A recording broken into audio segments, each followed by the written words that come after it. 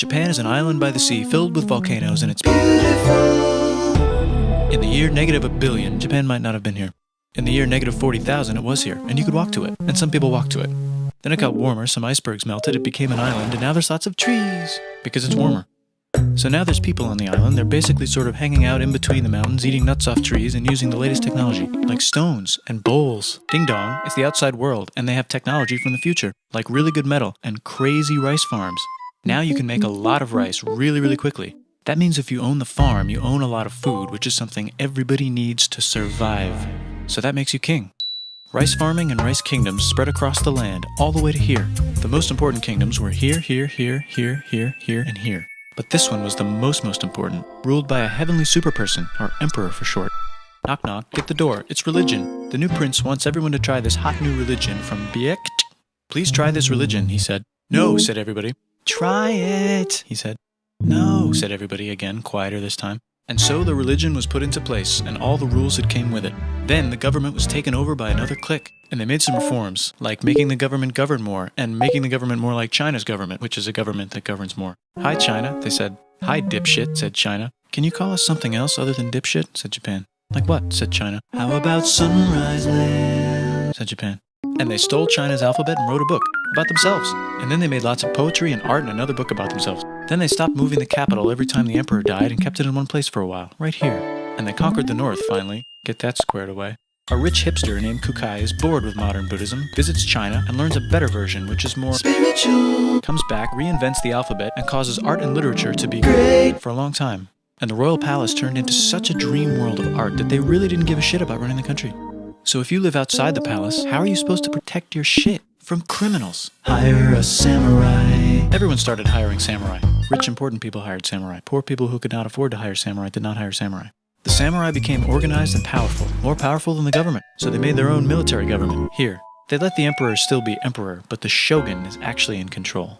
Breaking news, the Mongols have invaded China. We've invaded China, said the Mongols. Please respect us, or else we might invade you as well. Okay, said Japan. So the Mongols came over, ready for war, and died in a tornado. But they tried again, and had a nice time fighting with the Japanese, but then died in a tornado. Then the emperor overthrows the shogunate. Then the shogunate overthrows him back and moves to Kyoto and makes a new shogunate. And the emperor can still dress like an emperor if he wants, that's fine. Now there's more art. Like painting with less colors, collaborative poetry, plays, monkey fun, tea parties, gardening, architecture, flowers. It's time for who's going to be the next shogun. Usually it's the shogun's kid, but the shogun doesn't have a kid. So he tries to get his brother to quit being a monk and be the next shogun. He says okay, but then the shogun has a kid. So now who's it going to be? Vote now on your phones. And everyone voted so hard that the palace caught on fire and burned down. The shogun actually didn't care. He was off somewhere doing poetry. And the whole country broke into pieces. Everyone is fighting with each other for local power, and it's anybody's game. Knock knock, it's Europe. No, they're not here to take over. They just want to sell some shit, like clocks, and guns, and Jesus. So that's cool, but everyone's still fighting each other for control, now with guns. And wouldn't it be nice to control the capital, which right now is puppets, with no one controlling them?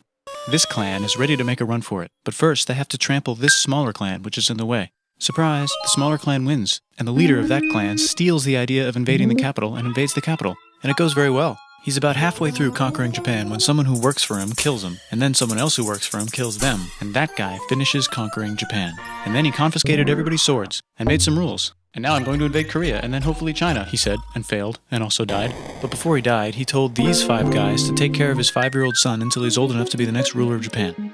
And the 5 guys said, yeah, right, it's not going to be this kid, it's going to be one of us, because we're grown-ups.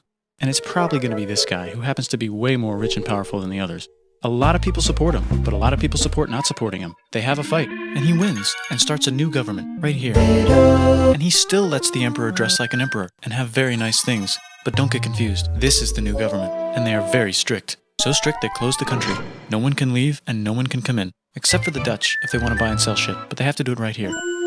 Now that the entire country was not at war with itself, the population increased a lot. Business increased, schools were built, roads were built, everyone learned to read, books were published, there was poetry, plays, sexy times, puppet shows, and Dutch studies. People started to study European science from books they bought from the Dutch. We're talking geography, skeletons, physics, chemistry, astronomy, and maybe even electricity. Over time, the economic and cultural prosperity began to gradually slow down. Knock knock. It's the United States, with huge boats, with guns. Gunboats. Open the country. Stop having it be closed, said the United States. There's really nothing they could do, so they signed a contract that lets the United States, Britain, and Russia visit Japan anytime they want. Choshu and Satsuma hated this. That sucks, they said. This sucks. And with almost very little outside help, they overthrew the shogunate and somehow made the emperor again and moved him to Edo, which they renamed Eastern Capital. They made a new government, which was a lot more Western. They made a new constitution that was pretty Western, and a military that was pretty Western. And do you know what else is Western? That's right, it's conquering stuff. So what can we conquer? Korea. They conquer Korea, taking it from its previous owner, China, and then go a little bit further. And Russia rushes in out of nowhere and says, "Stop, no, you can't take that. We were going to build a railroad through here to try to get some warm water." And Russia builds their railroad, supervised by a shit ton of soldiers. And then when the railroad was done, they downgraded to a fuck ton. Did I say downgrade? I meant upgrade. And Japan says, "Can you maybe chill?" And Russia says, "How about maybe you chill?" Japan is kind of scared of Russia. You'll never guess who's also kind of scared of Russia.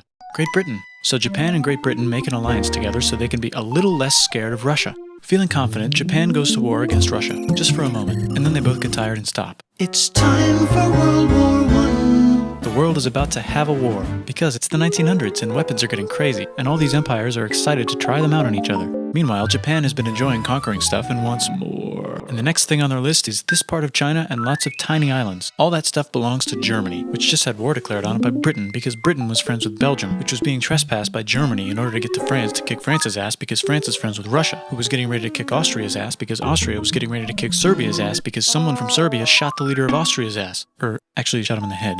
And Britain is currently friends with Japan, so you know what that means. Duh, Japan should take the islands. Which they wanted to do anyway, so they called Britain on the telly to sort of let them know. And then they did it. And they also helped Britain a little here and there with some errands and stuff. Now the war is over, and congratulations, Japan, you technically fought in the war, which means you get to sit at the negotiating table with the big dudes, where they decided who owns what. And yes, Japan gets to keep all that shit they stole from Germany. You also get to join the post-war mega alliance, the League of Nations, whose mission statement is to try not to take over the world. The Great Depression is bad, and Japan's economy is now crappy, but the military is doing just fine, and it invades Manchuria. In the League of Nations, it's like, no, don't do that. If you're in the League of Nations, you're not supposed to take over the world. And Japan said, how about I do anyway? And Japan invaded more and more and more and more of China, and was planning to invade the entire East. You've got mail. It's from Germany, the new leader of Germany. He has a cool mustache, and he's trying to take over the world and needs friends. This also got forwarded to Italy. They all decided to be friends because they had so much in common. It's time for World War II. Germany is invading the neighbors. Then they invade the neighbors' neighbors. Then the neighbors' neighbors' neighbors, who happened to be Britain, said, holy shit. And the United States started helping Britain because they are good friends, and started not helping Japan because they're friends and our friends are not friends. Plus they're planning on invading the entire ocean. The United States is also working on a large, very huge bomb, bigger than any other bomb, ever, just in case. But they still haven't joined the war. War looks bad on TV, and the United States is really starting to care about their image. But then Japan spits on them in Hawaii and challenges them to war. And they say yes. And then Germany, as a symbol of friendship, declares war on the United States also. So the United States goes to war in Europe, and they help the gang chase Germany back into Germany. And they also start chasing Japan back into Japan. And they haven't used the bomb yet, and are curious to see if it works. So they drop it on Japan. They actually drop two.